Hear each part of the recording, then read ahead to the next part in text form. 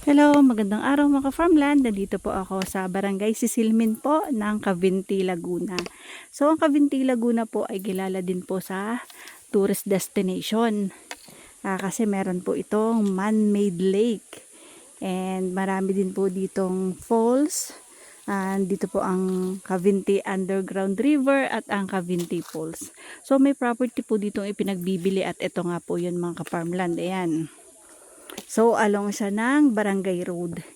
May linya po ng kuryente at may linya din po ng tubig.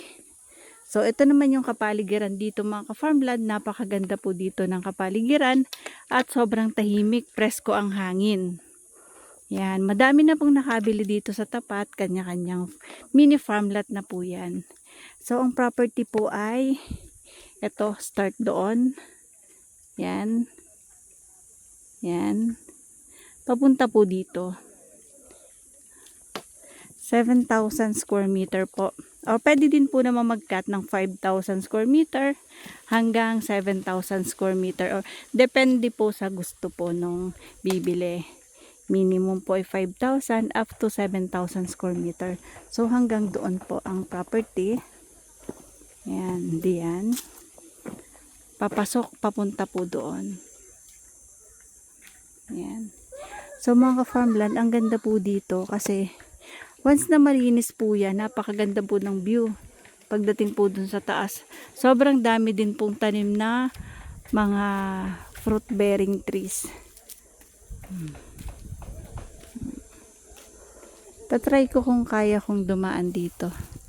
Pero pag hindi, babalik ako doon sa doon sa malinis na daan. Ituturo ko po sa inyo, ipapakita ko po sa inyo yung malinis na area doon. Kung sakali man na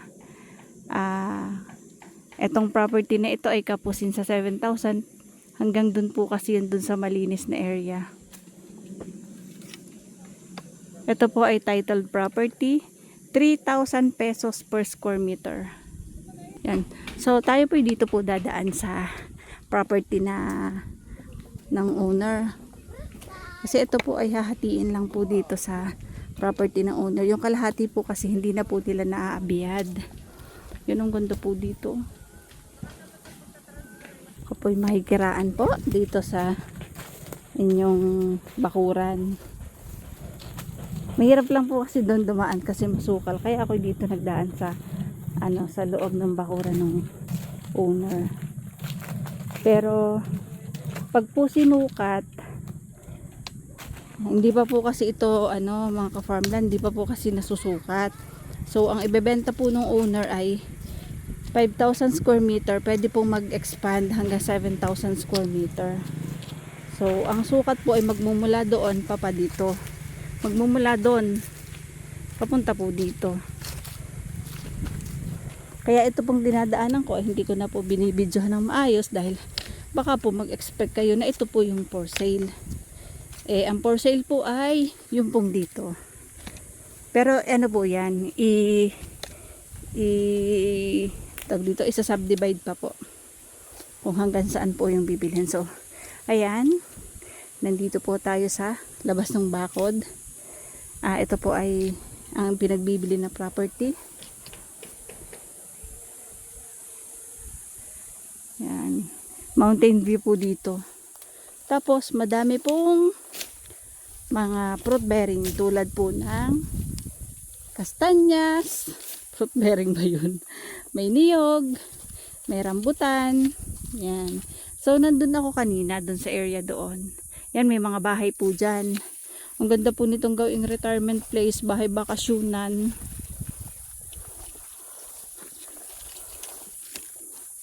Mountain view po.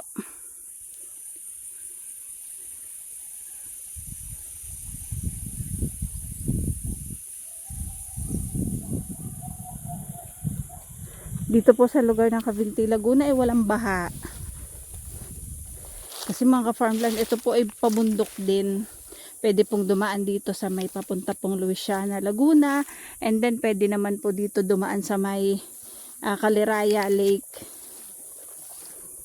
Yan, may dati na pong kubo dito yung may-ari, napabayaan na.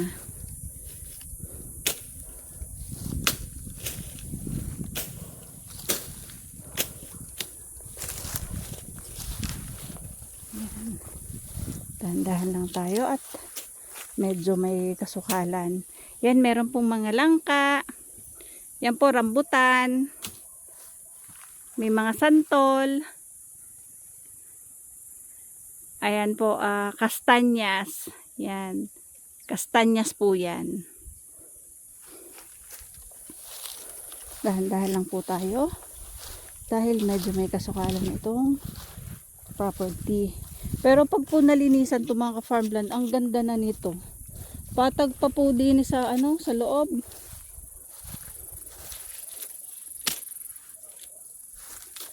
Yan, ito po ay puno ng rambutan.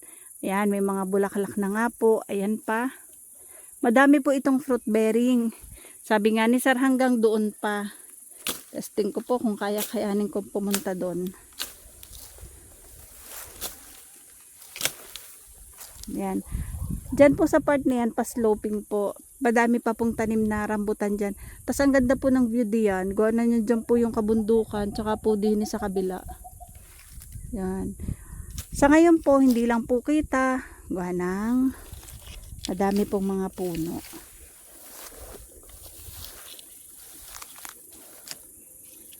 Sa may side po diyan, mga ka-farmland, di na ako makapunta at mataas pa sa akin ang damo. Yan o. Yan po, may mga bulaklak na po ang mga rambutan. Oh.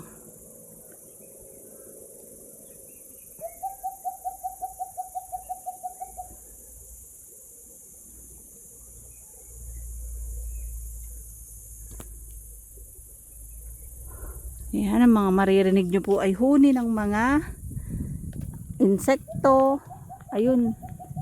Ano ba? Ibon. Yan.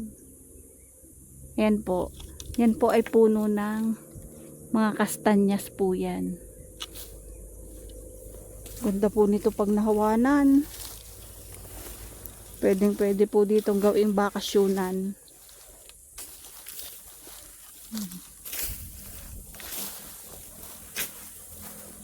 Meron na pong libreng kawayan. Pwede po yung gawing bahay kubo.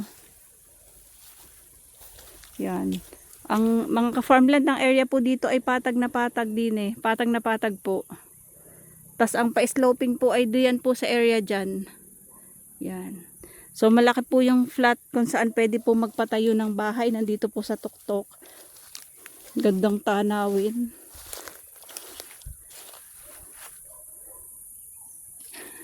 Hindi ako makaikot papunta doon. At mataas pa sa akin ang damo. Bababa ulit ako doon sa may kalsada para po makita nyo naman doon sa kabilang dulo. Yan. Meron po dating kubo dito yung may-ari na na nga niya. Napabayaan na po. Hindi na po naaabiyad. Yan pa, may mga langka po doon kung saan pwede na pong gulayin. Meron din po naman na niyog na pwedeng pagkunan ng gata at ng buko.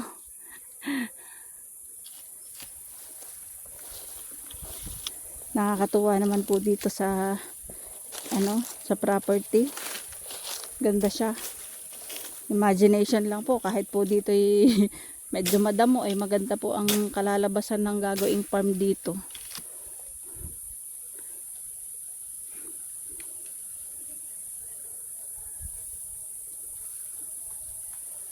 Napakaaliwalas, tahimik na tahimik. Tapos pag po ikaw ay gusto mo namang maligo, napakadaming ilog. Paglabas mo lang po dyan sa sa National Road yan, dyan sa Provincial Road, nandun lang po yung ilog. Yung nga yun, yung overflow na nadadaanan po papunta dito. Libre na po yun. Tapos kung gusto niyo naman po, halimbawa ay doon naman kayo sa Cavinti Falls, pwede din po. Then madami po ditong resort, yung mga gusto mag jet ski, maggala sa bangka, sa gitna ng lake, pwede po. Basta po may bayad nga lang po pag kayo magre-rent ng mga bangka. So mga ka-farmland, babalik po ako doon sa kabila. Kung sa may tabing kalsada para makapunta ako doon sa may kalsada doon. Ito nga po pala mga ka-farmland ay Pwede nyo pong bilhin 5,000 square meter hanggang 7,000 square meters po. Ito po ay 3,000 pesos per square meter. Clean title po yan mga ka-farmland. Negotiable naman po. Nakausap po namin ng owner. Nandito lang po yung owner. Upon viewing po, makakausap nyo po ang may-ari ng lupa. And dun po kayo makipagtawaran kasi yun lang po yung asking sa amin na ibinigay. Sila na po ang bahala sa usap nyo ng bibili.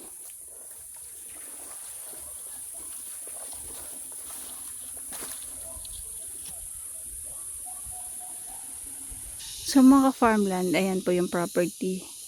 Kung sakali man po na yung sa area diyan ay kapusin po sa 7,000, kakabig po hanggang dito. So ito po yung binakuran lang po yan ng owner. Kung sakali man pong kapusin sa 7,000, dito po, pwede po kumuha dito. So mga farmland, ito po ay 5 minutes lang po ang layo sa bayan ng Cavinti, Laguna. Then mga nadaanan na po dito, papunta dito yung papunta po dyan sa Cavinti Underground River, tsaka po sa Cavinti Falls. Walang baha. Tahimik. Ayan, maririnig nyo mga uwak. So, yung property, pag nalinisan po yan, ganito na po yung outcome.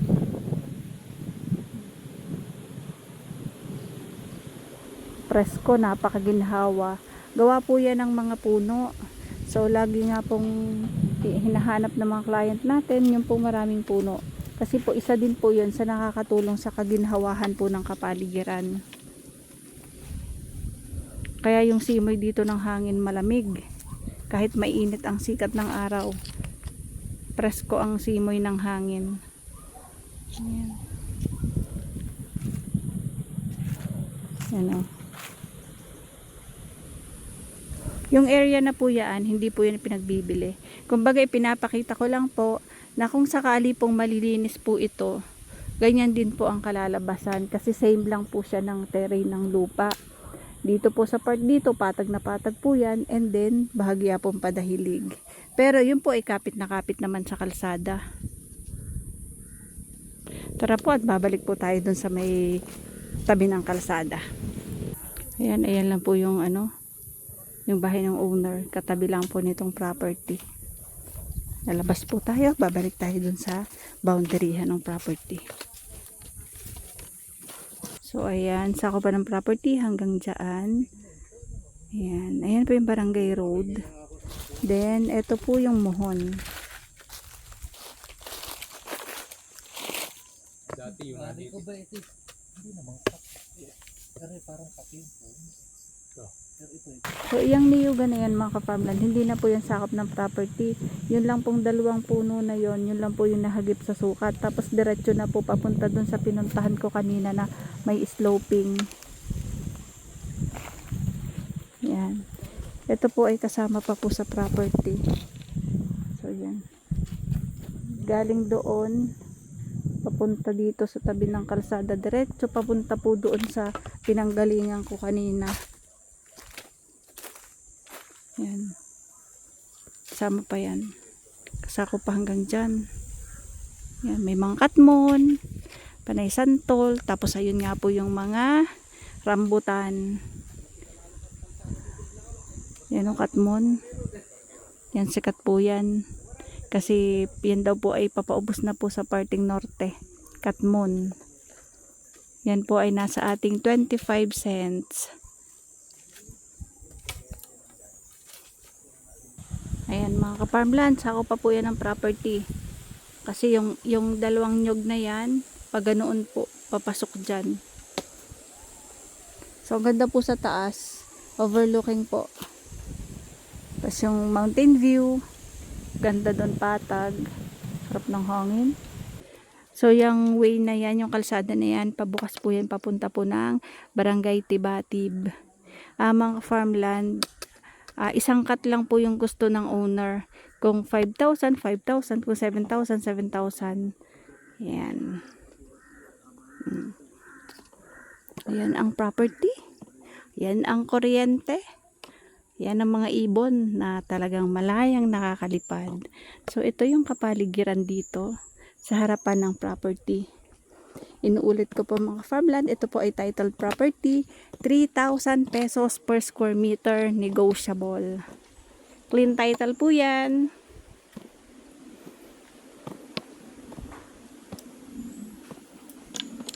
Kompleto po, may linya ng kuryente, may source ng tubig, may signal, ang cellphone at internet connection.